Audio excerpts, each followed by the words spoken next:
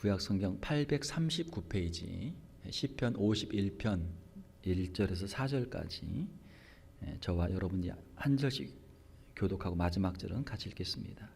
하나님이여, 주의 인자를 따라 내게 은혜를 베푸시며 주의 많은 긍휼을 따라 내 죄악을 지워 주소서. 나의 죄악을 맑게 씻으시며 나의 죄를 깨끗이 제하소서. 무릇 나는 내 죄가를 아오니 내 죄가 항상 내 앞에 있나이다. 내가 주께만 범죄하여 주의 목전에 악을 행하여 싸우니 주께서 말씀하실 때 의로우시다 하고 주께서 심판하실 때 순전하시다 하리이다. 아멘.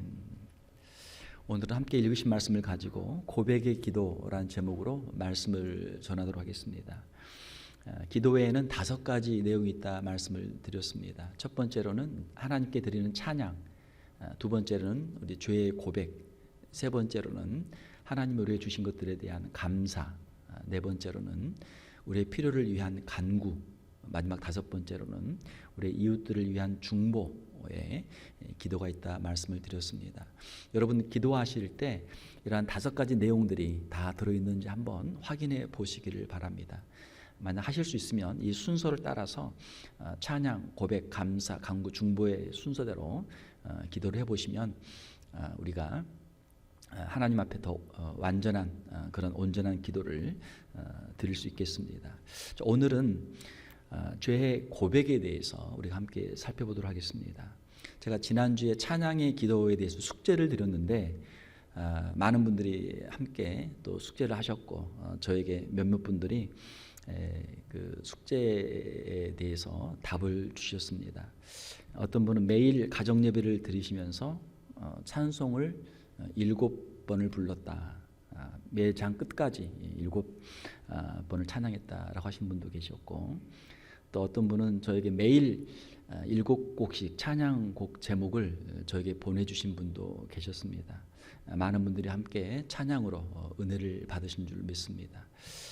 여러분들이 받은 은혜를 가지고 또 우리 남은 평생토록 하나님께 찬양하는 삶을 살아가시기를 주님의 이름으로 축원합니다.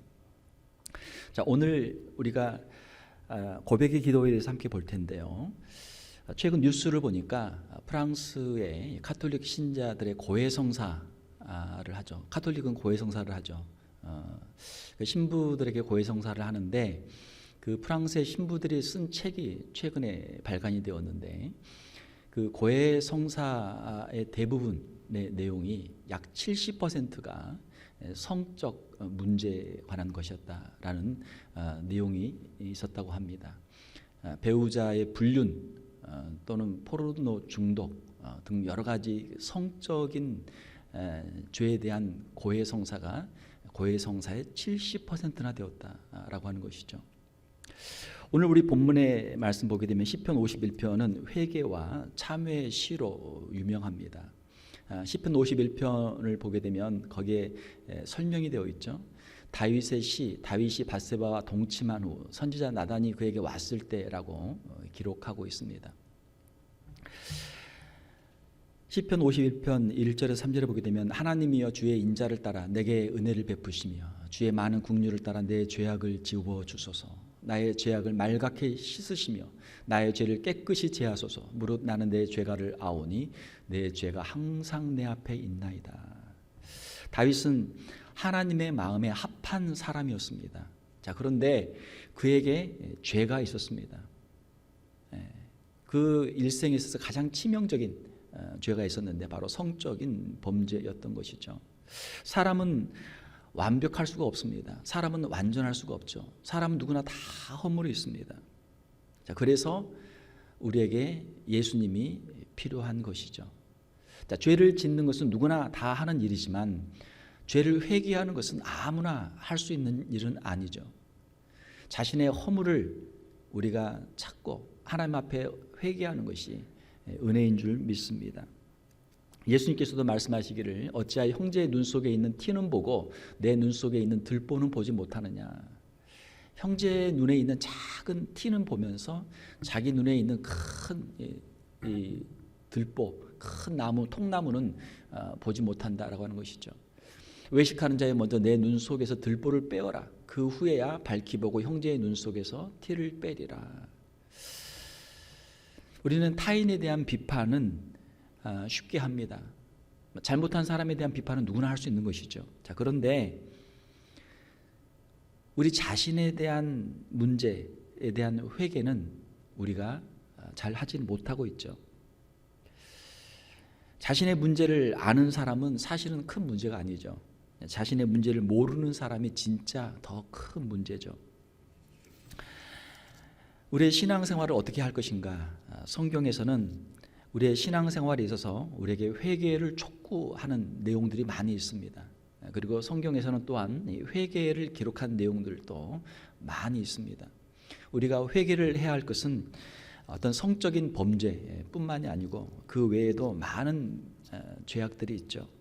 이스라엘 백성들은 우상 숭배를 할 때 하나님께로부터 징계를 받았고, 그들이 회개할 때 하나님께서 그들에게 회복의 은혜를 허락해 주셨습니다. 사무엘상 7장 3절 이하에 보게 되면은 이스라엘 백성들이 우상 숭배를 할 때 하나님께서 블레셋을 보내서 그들을 징계하시죠. 자, 그때 사무엘을 중심으로 이스라엘 백성들이 이방신을 제거하고 미스바에 모여서 금식하고 죄를 고백하고 회개합니다. 하나님께서 이스라엘을 도와주셔서 블레셋을 물리치고 블레셋에게 빼앗겼던 성들을 다 되찾게 되고 그 땅에 평화가 임하는 내용이 기록이 되어 있습니다. 우상 숭배는 무엇입니까? 하나님이 아닌 다른 것을 우리가 먼저 찾을 때, 그것을 섬길 때 그것이 다 우상 숭배가 되는 것이죠. 또한 느헤미야 8장 1절 이하에 보게 되면은 바벨론에서 포로로 있다 돌아온 유대인들이 이방 사람들과 결혼을 합니다. 그때 에스라가 하나님의 말씀 율법을 낭독하고 강론하죠.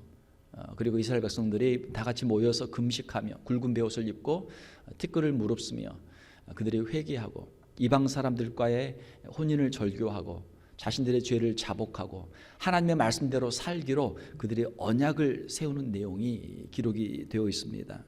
자, 결혼의 문제, 우리가 결혼을 해야죠. 우리 자녀들도 결혼을 시켜야죠. 그러나 성경에서는 하나님의 말씀 안에서, 신앙 안에서 결혼을 하라라고 말씀하고 있죠. 사도 바울은 차라리 혼자 사는 게 더 낫다. 만약 우리가 아름다운 신앙의 가정을 이룰 수 없다면 차라리 혼자 사는 게 더 낫다라고 사도 바울은 권면을 하고 있습니다. 자, 우리의 신앙생활을 어떻게 할 것인가? 하나님의 말씀에 순종하는 삶을 사는 것, 이것이 축복의 길이 되는 줄로 믿습니다. 예수님의 공생의 첫 번째 메시지는 무엇이었습니까? 그것은 바로 회개하라라고 하는 것이었죠. 마태복음 4장에 보게 되면 이때부터 예수께서 비로소 전파하여 이르시되 회개하라 천국이 가까이 왔느니라 하시더라. 예수님의 메시지는 회개하라는 것입니다. 무엇을 회개합니까? 우리의 죄를 회개하는 것이죠. 죄를 회개할 때 천국에 들어갈 수가 있는 것이죠.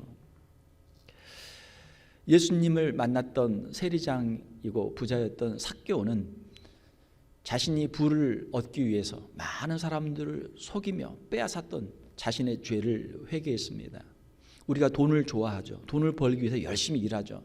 정당한 방법으로 열심히 일하고 수고의 그 열매를 거두면 그것은 하나님의 축복이 되죠. 자, 그러나 우리가 잘못된 방법으로, 부정한 방법으로 돈을 모은다면 결국은 그것이 독이 되어서 우리 자신을 파멸의 길로 인도하게 되는 것이죠. 삭개오는 회개할 때 어떻게 회개했습니까? 누가복음 19장에 보게 되면 삭개오가 서서 주께 여짜오되 주여 보시옵소서 내 소유의 절반을 가난한 자들에게 주겠사오며 만일 누구의 것을 속여 빼앗은 일이 있으면 내 갑절이나 갚겠나이다. 내가 열심히 돈을 모았는데 내 재산의 절반을 내가 떼어서 가난한 사람들에게 내가 기부하겠습니다. 구제하겠습니다. 이제는 더 이상 내 재산에 대해서, 돈에 대한 욕심을 버리겠습니다. 그리고 속여서 빼앗은 것이 있으면 그 사람에게 4배로 갚겠습니다. 우리가 회개할 때 회개는 누구에게 해야 합니까? 물론 하나님께 회개를 해야 하죠. 그러나 회개에 합당한 열매를 얻기 위해서는 우리가 상처를 준 사람, 잘못한 사람에게 가서 사죄하고 그것을 우리가 보상을 해야죠. 배상을 해야죠. 아니, 그 보상의 몇 배를 해줘야 진정한 회개가 되는 것이죠. 우리의 신앙생활 하다 보면은 또한 어떠한 잘못을 할 때가 있습니까? 마태복음 26장에 보게 되면은 베드로는 예수님이 대제사장 가야바에게 신문을 받으실 때 그 제사장의 집 뜰까지 들어갔습니다. 그리고 하인들과 함께 지금 재판이 어떻게 되나 그걸 보고 있었어요. 자, 그런데 그 같이 있던 하인들 중에 어떤 요정이 베드로를 향해서 야, 이 사람도 예수님과 한 패다, 따라다니는 사람이다 라고 이야기하자 그것을 부인하죠. 부인해요. 나중에는 맹세를 하고 부인합니다. 나중에는 내가 거짓말하면 나한테 저주가 임할 것이다. 저주까지 하면서 부인을 해요. 부인을 3번씩이나 해요. 부인을 3번 하자 닭이 울고, 닭이 울기 전에 내가 3번 나를 부인하리라 하신 예수님의 말씀이 생각나서 밖에 나가서 통곡하면서 회개합니다. 우리가 신앙생활을 하면서 교회에서는 우리가 믿는 사람처럼 하지만 밖에 나가서 우리가 안 믿는 사람처럼 할 때가 얼마나 많습니까? 내가 믿는 사람처럼 하게 되면 내 행동에 제약이 있고 다른 사람들이 나를 좀 이상하게 볼까 봐 우리의 신앙을 우리가 고백하지 못하는 그러한 경우들도 있었죠.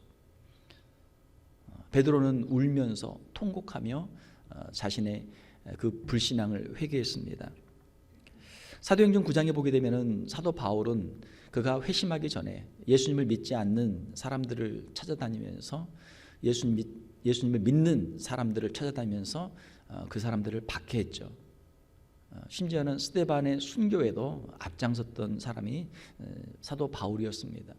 그가 예수님을 만난 후에 자신이 예수 믿는 사람들을 핍박했던 그 죄에 대해서 그가 회개하죠.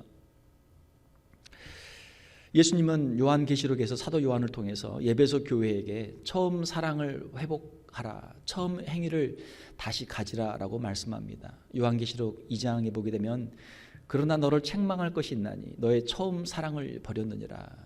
에베소 교회가 처음에는 사랑이 많이 있었어요. 에베소 교회 성도들이 처음에는 주님을 열심히 사랑했습니다. 그러나 나중에는 그의 사랑을 버리게 되었던 것이죠. 그러므로 어디서 떨어졌는지를 생각하고 회개하여 처음 행위를 가지라. 만일 그리하지 아니하고 회개하지 아니하면 내가 내게 가서 그 촛대를 그 자리에서 옮기리라. 촛대를 옮긴다는 것은 무엇입니까? 그 교회를 내가 옮기겠다.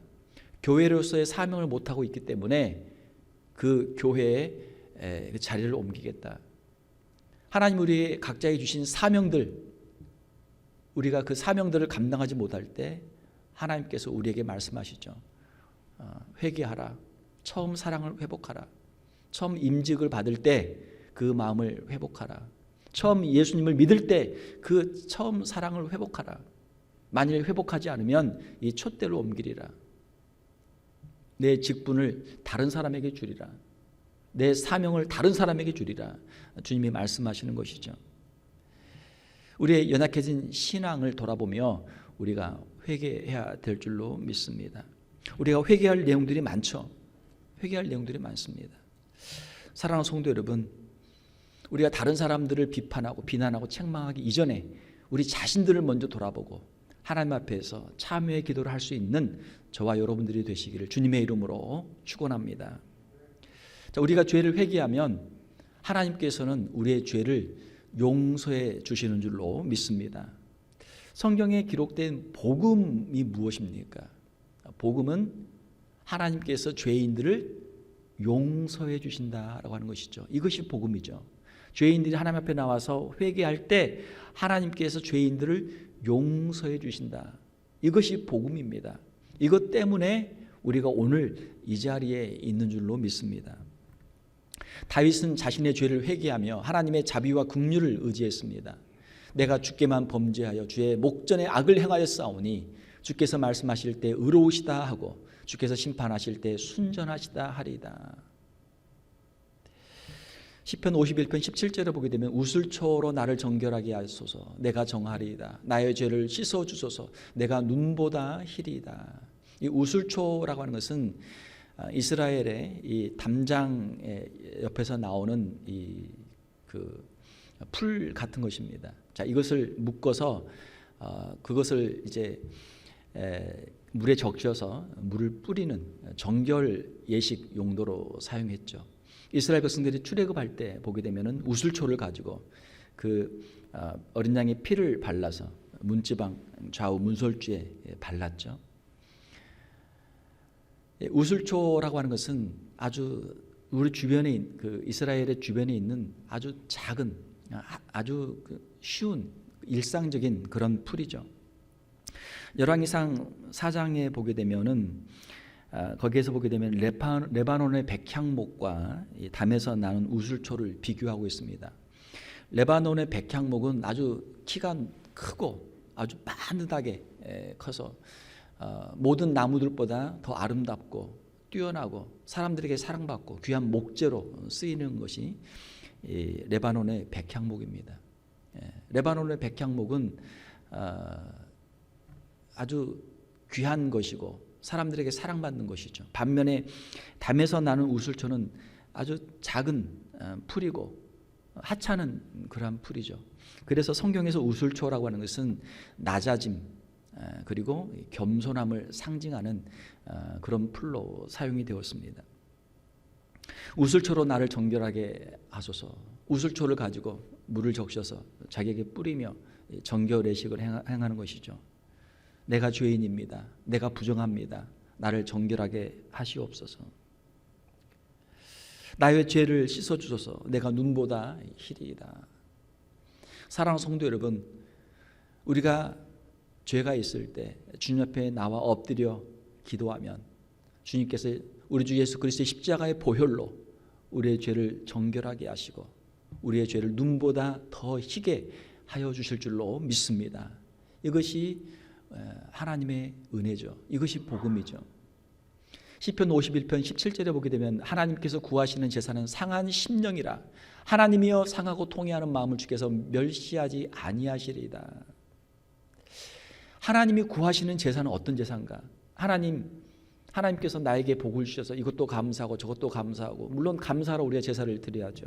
자, 그러나 복음이라고 하는 것은 바리새인들의 자랑과 바리새인들의 감사와 바리새인들의 그러한 교만한 제사 기도가 아니고 죄인들의 낮아진 죄인들의 겸손하고 겸비한 기도와 회개와 상한 심령으로 드리는 제사를 하나님이 더 기뻐하시는 줄로 믿습니다. 이것이 복음이죠. 다윗은 죄악 중에도 나단 선지자를 통해서 책망을 받을 때 하나님 앞에서 회개하였습니다. 다윗의 위대한 점은 무엇입니까? 그가 죄를 짓지 않은 것보다도 그가 하나님 앞에서 회개할 수 있는 사람이었다라고 하는 것이 다윗의 위대함이죠. 사울 왕과 다윗 왕의 차이점은 무엇입니까? 사울 왕이 그가 잘못했을 때 사무엘을 통해서 책망을 받죠. 그러나 사울은 회개를 하지 않는단 말이에요. 다윗은 나단 선지자를 통해서 책망을 받을 때 다윗은 회개를 했습니다. 사무엘 선지자와 나단 선지자를 비교하면 사무엘 선지자가 훨씬 더 위대하죠. 위대한 선지자가 책망을 해도 듣지 않는 사울, 나단 선지자가 간단한 책망을 했지만 그 앞에서 즉각적으로 회개하는 다윗, 이것이 사울과 다윗의 차이점이죠. 사랑하는 성도 여러분, 우리는 책망을 받을 때 하나님의 말씀을 통해서 하나님의 사람들을 통해서 책망을 받을 때 하나님 앞에서 회개할 수 있는 우리 성도들이 되시기를 주님의 이름으로 축원합니다. 회개할 수 있는 것이 은혜인 줄 믿습니다. 회개하면 살 것이고 회개하지 못하면 죽는 것이죠. 아직 회개할 수 있는 기회가 있는 것이 우리에게 은혜인 줄 믿습니다. 예수님은 주기도문에서 우리의 죄에 대한 회개 기도를 하도록 가르치셨죠. 마태복음 6장에 보게 되면 우리가 우리에게 죄 지은 자를 사하여 준 것 같이 우리 죄를 사하여 주시옵고, 하나님 우리의 죄를 사하여 주시옵소서. 너희는 이렇게 기도하라. 우리의 죄를 사하여 주시옵고 라고 기도하라. 사도 요한은 우리가 우리의 죄를 자백할 때 하나님께서 우리의 죄를 반드시 사해 주실 것을 말씀하고 있습니다. 요한일서 1장에 보게 되면 만일 우리가 죄가 없다고 말하면 스스로 속이고 또 진리가 우리 속에 있지 아니할 것이요. 성경에 보게 되면 모든 사람이 하나님 앞에 죄인이라고 말씀하고 있는데 나는 죄가 없습니다, 나는 죄인이 아닙니다 라고 말하면 그것은 하나님 앞에서 거짓말하는 것이다 라고 하는 것이죠. 만일 우리가 우리 죄를 자백하면, 우리 죄를 스스로 고백하면 그는 미쁘시고 의로우사 우리 죄를 사하시며 우리를 모든 불의에서 깨끗하게 하실 것이요. 우리가 회개만 하면 하나님께서 우리의 죄를 용서해 주실 줄로 믿습니다. 회개만 하면 하나님께서 우리의 죄를 용서해 주신다라고 하는 것이죠. 연약한 가운데 혹시라도 범죄했을지라도 하나님의 말씀을 통해서 책망을 받고 하나님 앞에서 회개할 수 있는 우리 성도들이 되어야 될 줄로 믿습니다. 회개할 수 있는 것이 은혜입니다. 우리가 죄를 회개하면 하나님께서는 우리에게 새로운 은혜를 부어주십니다. 우리가 회개하면 다시 살 수가 있죠. 우리가 회개하면 하나님께서 우리에게 회복과 부흥을 허락해 주십니다. 시편 51편 10절에 보게 되면 하나님이여 내 속에 정한 마음을 창조하시고, 정한 마음, 깨끗한 마음이죠. 내 안에 정직한 영을 새롭게 하소서. 정직한 영, 하나님 앞에서 내 자신을 바르게 볼 수 있는 마음, 하나님 앞에서 정직한 마음, 정직한 영을 새롭게 하소서. 성경의 다른 사본을 보게 되면 견고한 영을 새롭게 하소서, 영어로 steadfast라는 단어를 사용한 사본도 있습니다. 견고한 영, 하나님 앞에서 심지를 굳게 하시고 하나님 앞에서 정직한 길, 바른 길을 담대하게 걸어가게 하여 주시옵소서. 회개라는 것은 무엇입니까? 하나님 앞에서 우리의 마음을 새롭게 하고 다른 길을 선택하는 것이죠. 내가 이제는 새로운 길을 걷겠습니다. 하나님이 기뻐하시는 길을 걷겠습니다. 과거의 죄를 버리고 이제는 새로운 사람으로 하나님 앞에서 살겠습니다. 이것이 진정한 회개죠.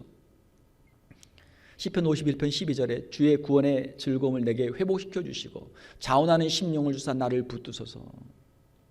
하나님, 우리 안에 구원의 즐거움을 다시 회복시켜 주시옵소서.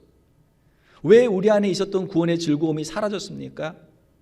우리의 죄악 때문에, 우리 안에 있는 죄악 때문에 우리 안에 구원의 즐거움이 사라진 것이죠.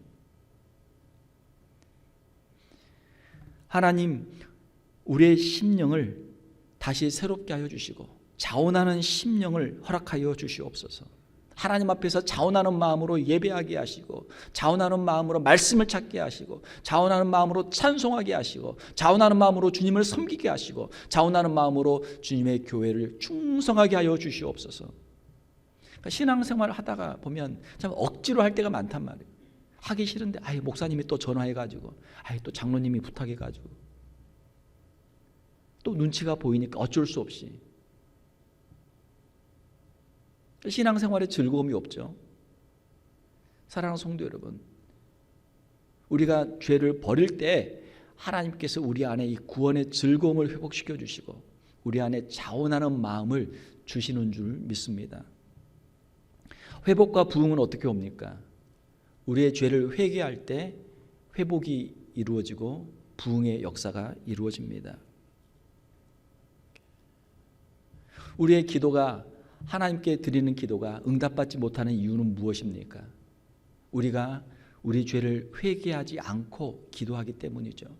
시편 66편에 보게 되면 내가 나의 마음에 죄악을 품었더라면 주께서 듣지 아니하시리라. 내가 죄를 가지고 기도하는데, 죄를 회개하지 않고 기도하는데 하나님께서 우리의 기도를 들어주시지 않는단 말이에요. 왜 우리의 기도가 응답되지 않을까? 우리 자신을 한번 우리가 돌아보아야죠. 나에게 숨겨진 죄는 없는가? 내가 회개하지 못한 죄가 없는가? 그래서 우리의 기도의 순서가 중요합니다. 우리가 하나님께 우리의 필요들을 우리가 간절히 기도하는 간구 이전에 먼저 우리 자신을 돌아보고 회개하는 기도가 있어야 우리의 기도가 응답된다라고 하는 것이죠. 사랑하는 성도 여러분, 우리 자신의 문제, 이 죄의 문제가 해결되는 것이 기도 응답의 비결인 줄 믿습니다. 우리의 죄를 회개하고 이 죄의 문제를 해결해야 하나님이 복을 주신단 말이에요. 우리가 신앙생활을 하면서 복을 받지 못하는 이유는 무엇입니까? 우리 안에 숨겨져 있는 죄악이 있기 때문에 그것이 걸림돌이 돼서 우리가 하나님의 복을 받지 못하고 있다고 하는 것이죠. 그 죄의 문제를 해결해야만 우리의 인생의 문제도 해결되고 하나님의 축복도 우리에게 임하게 될 줄로 믿습니다. 우리 자신의 죄의 문제를 해결하는 것이 우리의 신앙의 업그레이드예요. 지금 우리가 머물러 있는 우리의 신앙의 상태에서 한 걸음 더 우리가 영적으로 성장할 수 있는 길이 무엇인가? 내 안에 있는 죄를 발견하고 그 죄를 회개하는 것이, 해결하는 것이 우리의 신앙이 성장하고 성숙하고 하나님의 복을 받게 되는 길이 되는 줄로 믿습니다.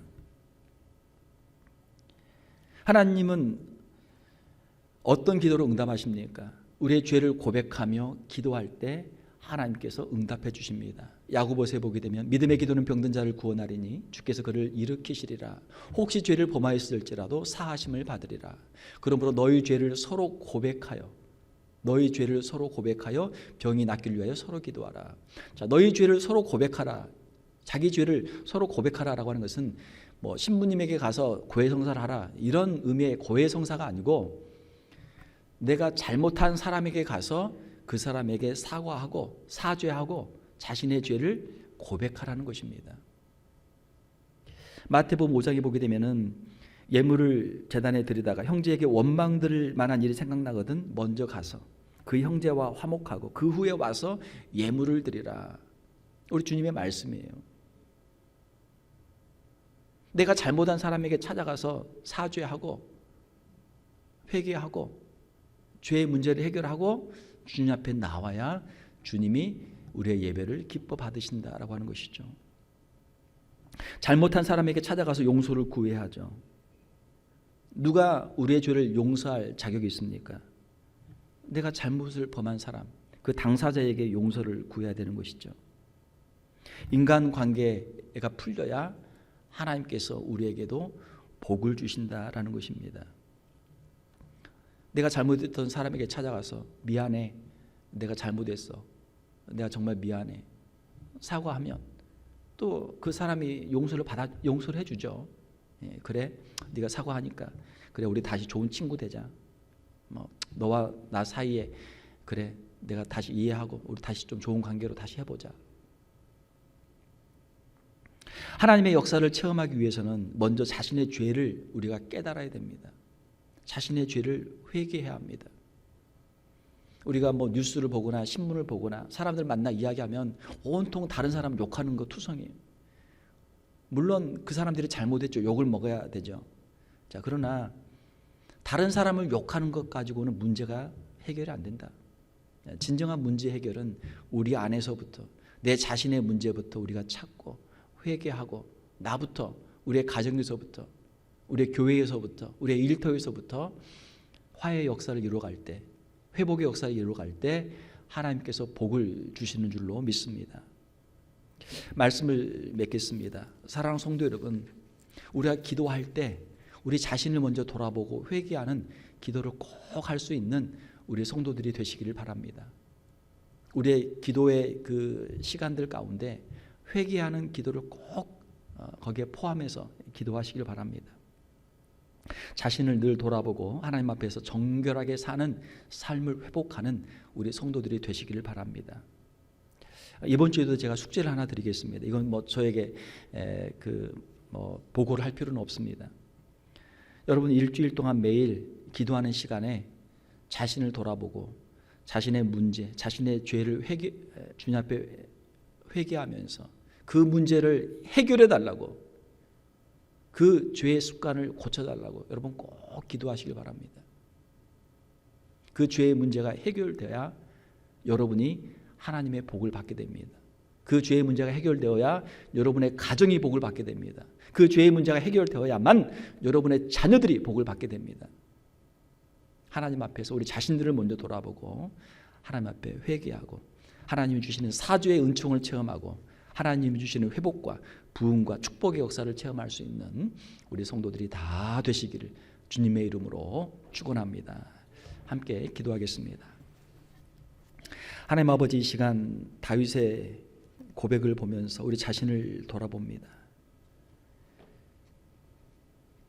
다윗만 그 심령에 죄악을 품고 있었던 것이 아니고 우리도 우리의 눈과 우리의 입술과 우리의 손과 발에 우리의 삶 속에 수많은 죄악들이 있음을 이 시간 고백합니다.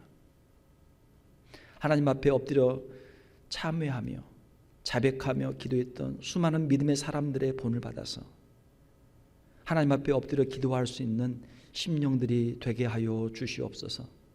사순절을 지내는 가운데 우리 자신들을 다시 한번 돌아보게 하시고 주님의 그 십자가가 바로 나를 위한 십자가요, 내 죄를 위한 십자가임을 깨닫고 하나님의 사죄의 은총을 깊이 체험하는 우리 귀한 심령들 다 되게 하여 주시옵소서.